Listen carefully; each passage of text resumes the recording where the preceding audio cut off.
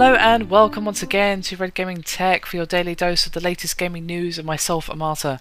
Today is still the 21st of September and I have some more news for you today concerning the PS4, as it has been revealed by Sony Computer Entertainment Japan executive Masayasu that there will be some post-launch updates to the PS4's firmware which will better allow the console to integrate with the PS camera.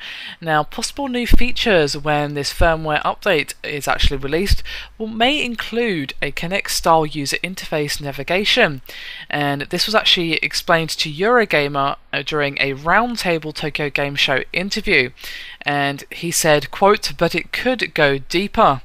Now, they did also reveal yesterday during a Tokyo Game Show keynotes that you'll be able to use the PS camera's face scanning technology to log into your PSN profile, which is of course quite similar to the Xbox One's Kinect sensor.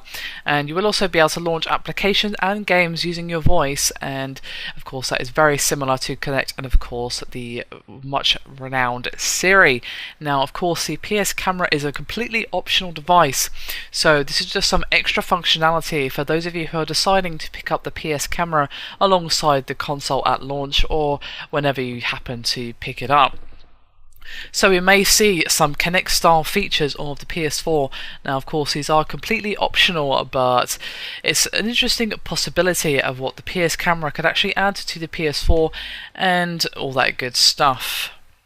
Now, obviously, the comment of "it could go deeper," well, that could mean anything. It could mean any number of possibilities for the PS camera.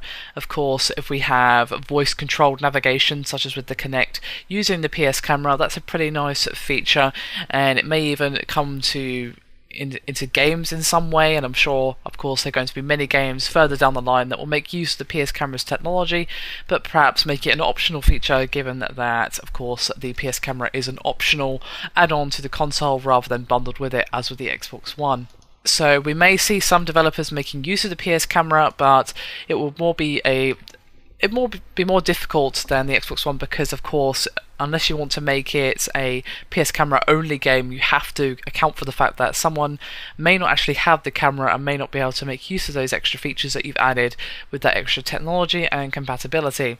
Now, I imagine this would add quite a lot of ease of use for Netflix users and things like that, and of course just browsing PSN or the PS Store or anything like that, perhaps even just chatting with your friends while you're waiting for a game to install, that sort of thing. That I would see having more everyday use at the beginning of the launch cycle. Now, obviously, as the developers get used to the PS4, its technology, and how they actually can code for it, how to get the best performance out of it, and so forth, we will see more games making use of the extra technology of the PS camera, and we may see this integrated further, not just in games, but into the console itself as time goes on. There's only possibilities when it comes to this, and of course those same possibilities apply to the Xbox One.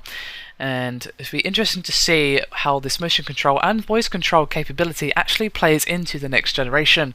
I, for one, am very much looking forward to the next gen, and I'm curious to see what these new technologies and features are actually going to bring. And I would be curious to hear your thoughts on this particular capability of the PS4 to have possible Kinect style sensing and all that. I would be curious to hear your thoughts. Anyway, that is me done for this video. Hope you've enjoyed it. Thank you very much for watching, and I'll see you next time.